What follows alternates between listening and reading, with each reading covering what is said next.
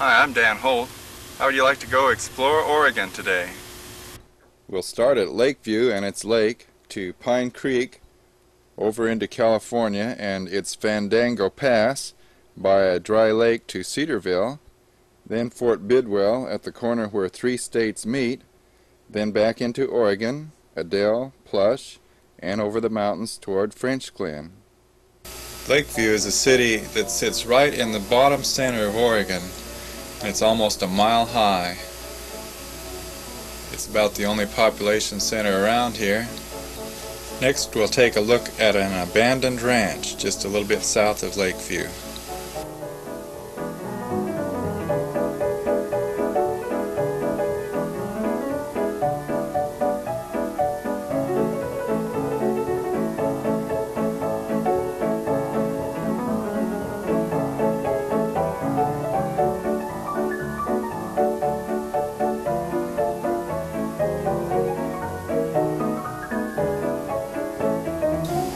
This town, Pine Creek, sits right on the line. This building is in Oregon, and the building over there on the other side is on the California side. Next we go by Lakeview's Goose Lake, and then the road over the Fandango Pass, where you'll see one of the 3 dry lakes that are over on the other side of the mountain.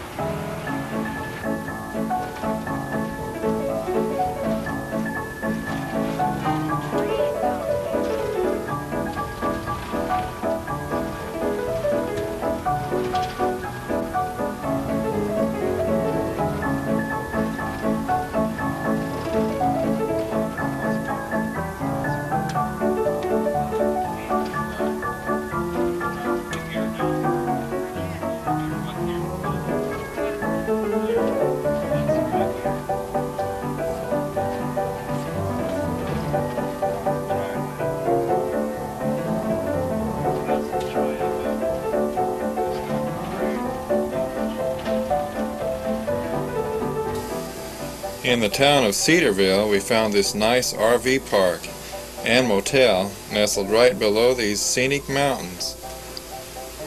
It even has a kitchen with a refrigerator and microwave. Let's just take a closer look at these mountains, and then downtown Cedarville, which has a population of around 500.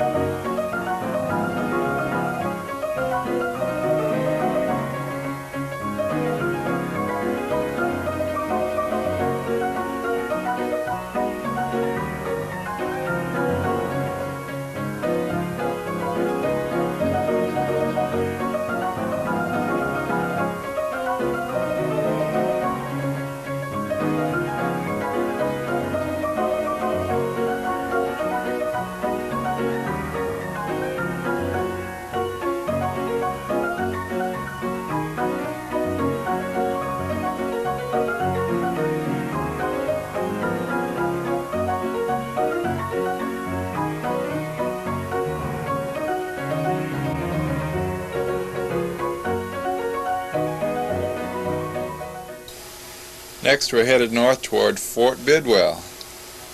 This is sure pretty country around here. There are 3 huge dry lakes clear at the bottom of the valley here that we go by, and the towns sit right on the side of them. We met an Indian man that was raised around here, and he gave us a little bit more information about the buildings.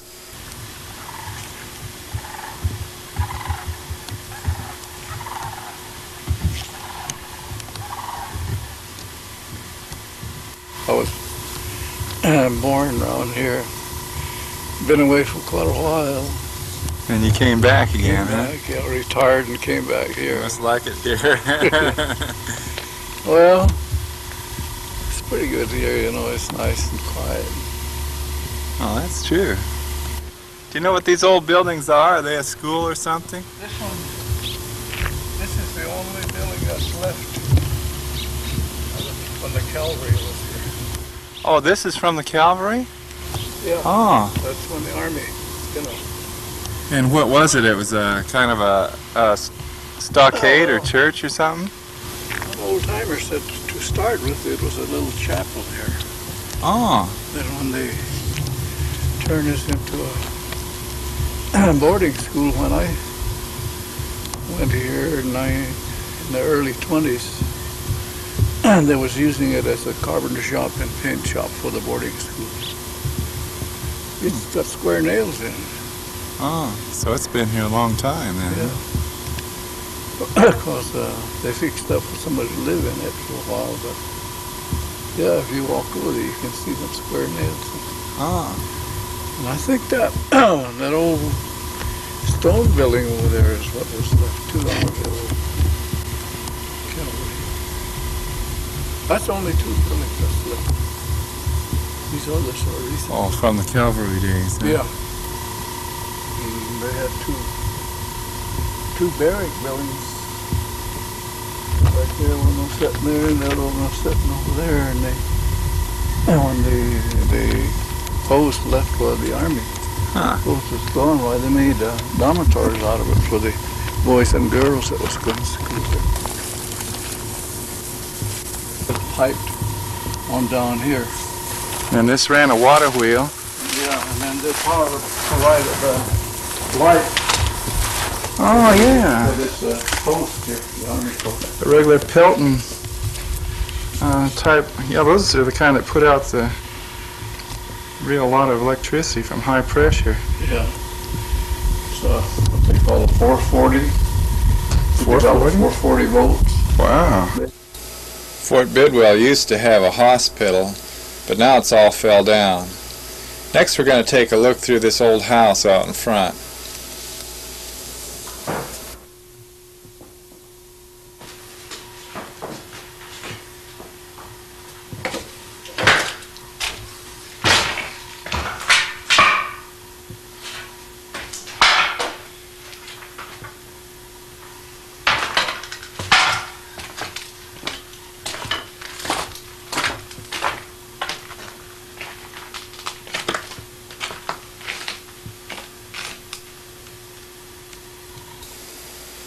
I love to explore interesting and scenic places in or near Oregon.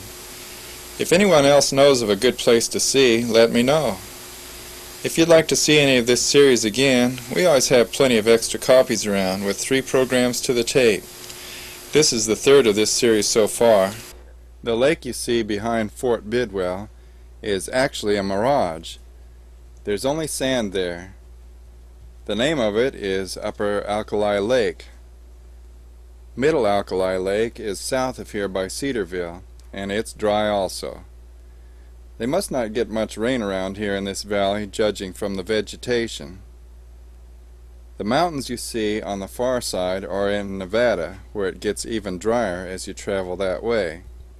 This old building was once a school, and we'll take a look inside of it in just a little bit. Probably the main reason that so many people have moved away from here is that it's in such a remote corner of the state. There are still farmers that grow hay and crops here though, so it has never turned into a total ghost town.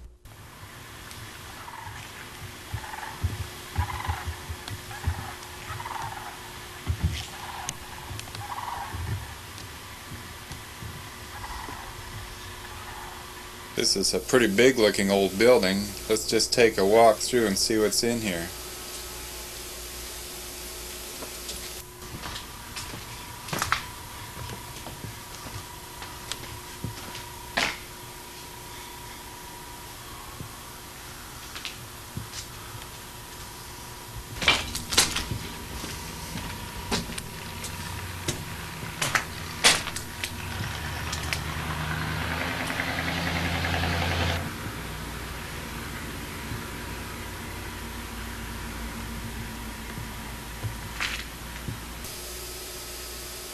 This building does seem to be slightly vandalized, and it has a little bit of graffiti in it.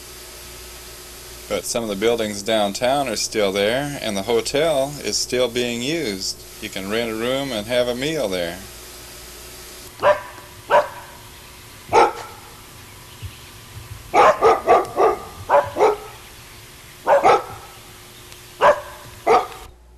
On the back wall of the hotel is this photo of nearby high-grade California. Like many deserted towns, it's completely torn down and gone now.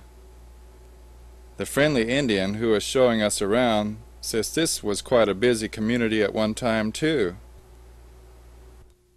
Was there a lot of people here at one time? Oh yeah, this was a bustling place one time years ago when the boarding school was going, and yeah. This was a really lively place then. Is there a lot of kids here now, and what do? Do they bus them to another town? Down to Cedarville. Oh, okay. Yeah, they bus them down there. Huh. I didn't see any children, but I thought there probably was. Yeah, they bus them down there, the Yeah. little guys, you know.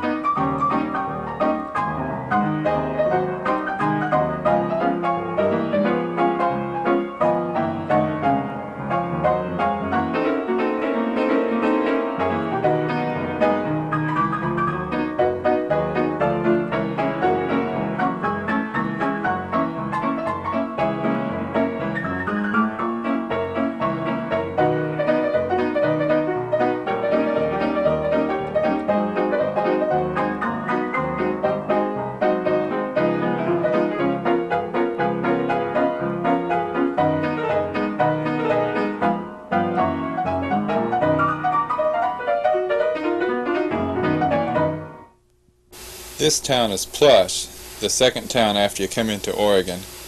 The first town there was Adel. Now we're going to head over the mountains.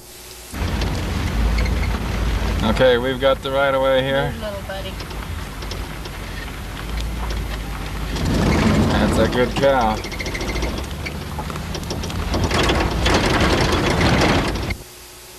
Going north from Adel, it's quite marshy, but sometimes it's dry down there. When you get to the top of the mountain, it flattens out. You wouldn't really think there could be any wildlife up there because it's so open, but the largest antelope herd in North America roams this high desert.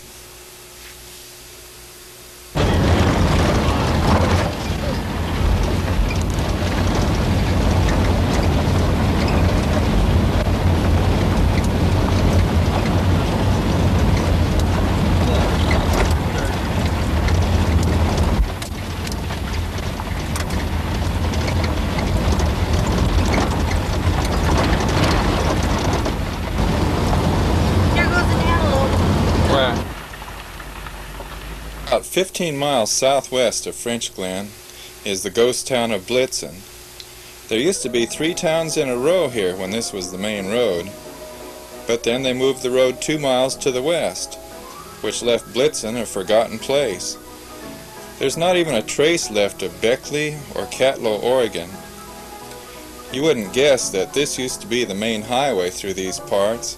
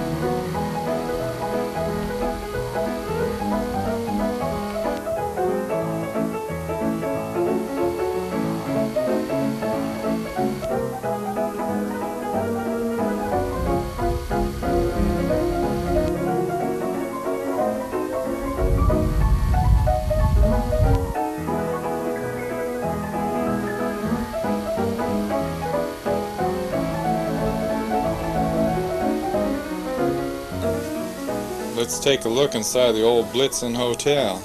Doesn't look too sturdy. Try it.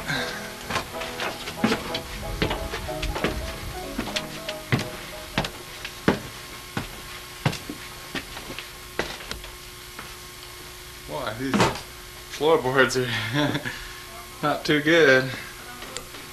Got a few kind of holes in the floor here.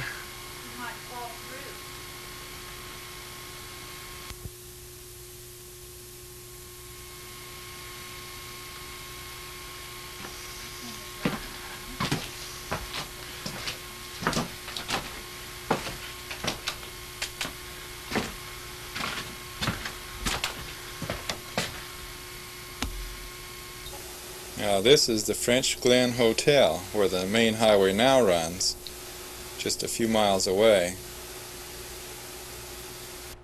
After crossing the mountains from Plush, you can go on to French Glen, but to find Blitzen, you need to go south 4 miles, then at some rusty mailboxes turn right, then go left 2 miles. We found this ghost town on an old Oregon map. Part 2 of our journey today takes us to a little town called Blythe, which is 40 miles west of Klamath Falls, and we're going to go by way of Sprague River.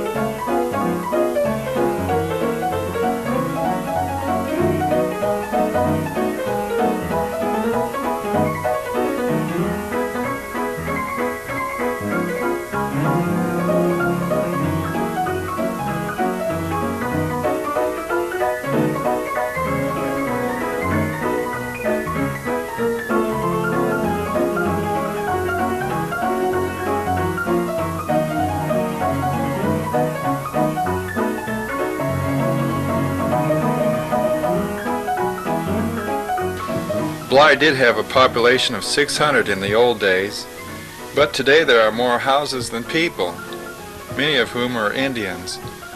This is the only place in America where people were killed during the war with Japan. A bomb on a balloon exploded and killed 2 or 3 people. They also sent over balloons with fire-starting devices attached, but unfortunately for them, it rains a lot here in Oregon, so no forest fires were started.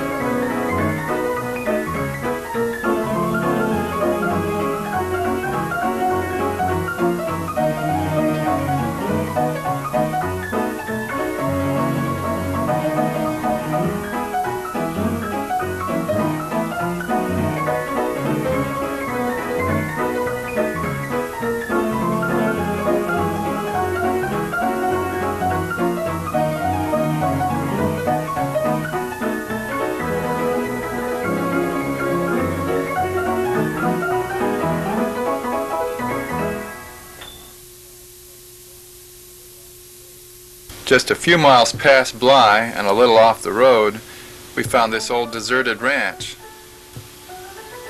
Let's just take a look around.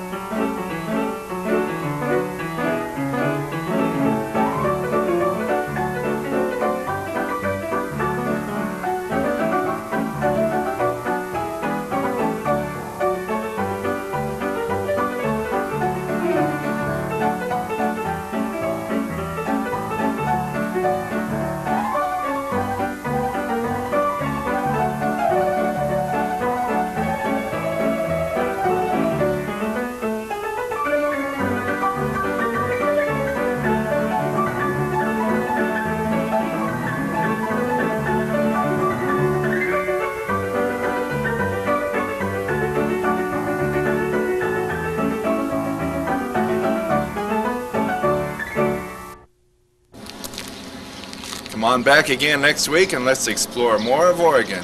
This is McDermott on Oregon's southeast corner. Come back next week and we'll visit more interesting places. These are a few scenes from Oregon Video Map number 3 of the northern part of Oregon, between Portland and Madras. Also, you'll see a couple of wagon trains that we encountered along the way. This journey will also take in Maupin, Shearer's Bridge, the Columbia Gorge, and the Dalles.